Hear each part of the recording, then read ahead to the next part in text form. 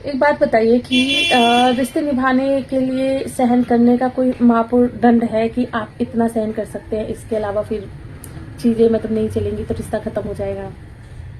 मतलब होता ही नहीं होता। मतलब कि हम रिश्ते निभाने के चक्कर में इतनी सारी चीजें सहन कर बैठते हैं क्योंकि सामने वाले से हमारा रिलेशन है। कुछ जरूरी है, मतलब जरूरी है कि हम सारी चीजें सहन ही करें और रिश्ता निभाए।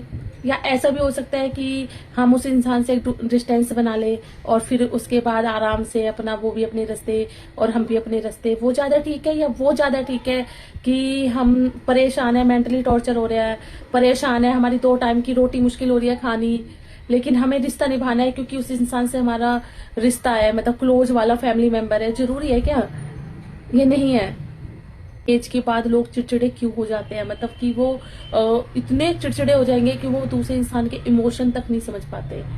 तो अब मैं समझी हूँ कि वो अपने जीवन में इतना कुछ सहन करके आ चुके होते हैं और अपने ही रिश्तों को बचाने के चक्कर में कि एक टाइम पर इंसान के इमोशन भी खत्म हो जाते हैं, उसे किसी का दर्द दर्द नजर नहीं आता।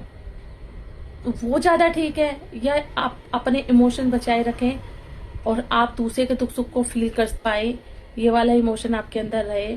और अगर हम से किसी का रिश्ता नहीं बन पा रहा है तो उसको छोड़ देते हैं, इंसान भी खुश रहेगा और हम भी खुश रहेंगे, ये ज्यादा ठीक है।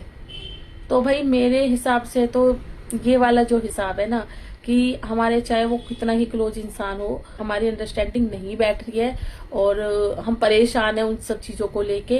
और मतलब हम मेंटली भी परेशान हो रहे हैं, हम फिजिकली भी हो रहे हैं।